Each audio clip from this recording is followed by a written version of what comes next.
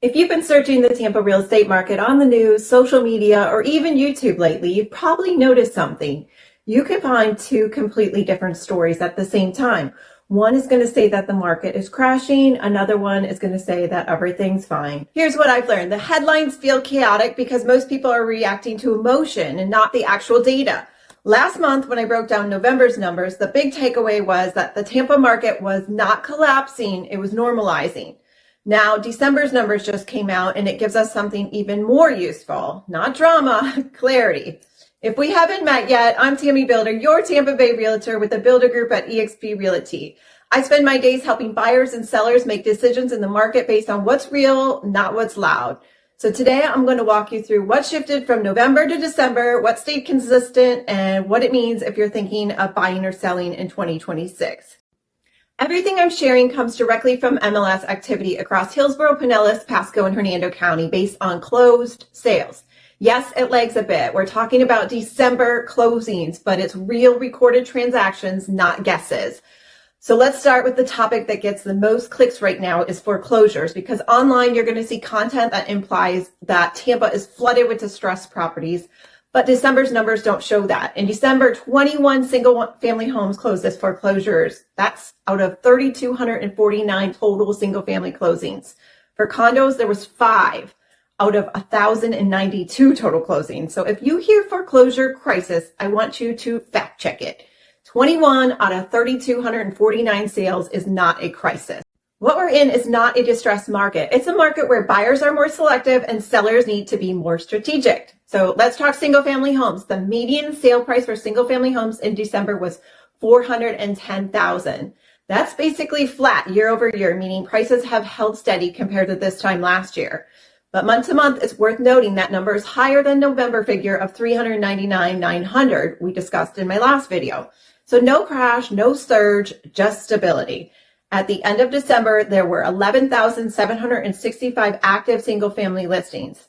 And yes, that's a drop from November's inventory level, which is very normal for the holiday season. A lot of people pause listings between Thanksgiving and New Year's, but here's the number that matters more than the raw count. Single-family homes are sitting at 3.6 months of supply.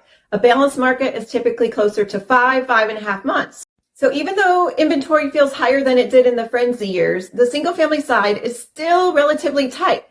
Now, if we compare that to condos and townhomes, condo and townhomes are at 6.3 months of supply. That is the buyer's market. Condo inventory also moved down seasonally from 66.89 in November to 63.43 in December. So yes, both segments saw the holiday dip, but only one segment is sitting above the balanced market line. And that's why I keep saying single family homes and condos are behaving like two different markets. Now let's talk about days on market, because this is where buyers and sellers feel the shift the most. For single family homes, the median time to contract in December was 52 days. And if you saw my November update, you'll remember that number was 50 days. So December didn't speed up. It slowed slightly, but not dramatically. Buyers are taking their time. They're comparing, they're negotiating, and that's normal in a healthier market.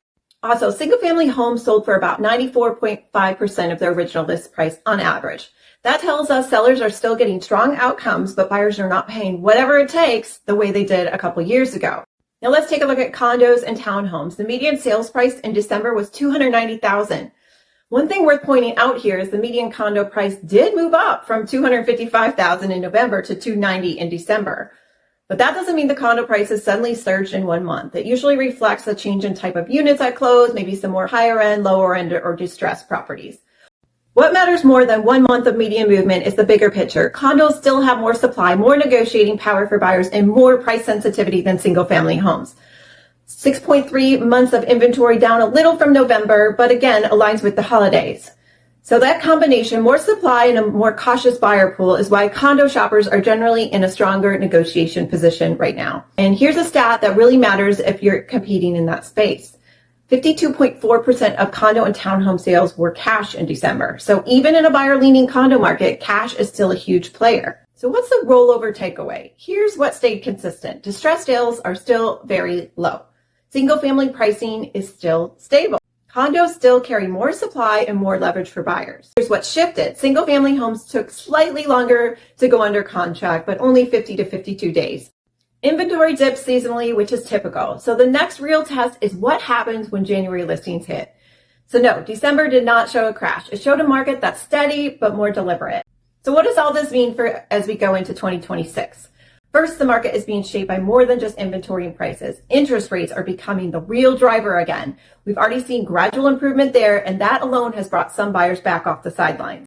And while there's a lot of noise in the national headlines, one thing that matters is the increased focus on stabilizing the bond market because mortgage rates follow bonds. When that stabilizes, affordability improves without needing prices to crash. So for buyers, this means opportunity doesn't only come from waiting for prices to fall. It comes from understanding how financing, rates, and timing work together. And for sellers, it means the market is becoming less about how high I can push and more about how well I can position.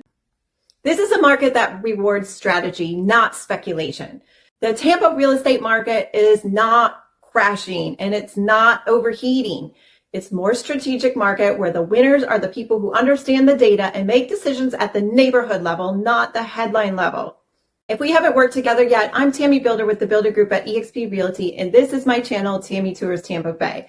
If you want a clear breakdown of what these numbers mean for your neighborhood, your price range, or your plans this year, I'm always happy to help.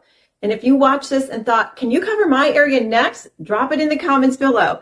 Tell me the neighborhood and I'll add it to my list. Thanks for watching, and I'll see you on the next update.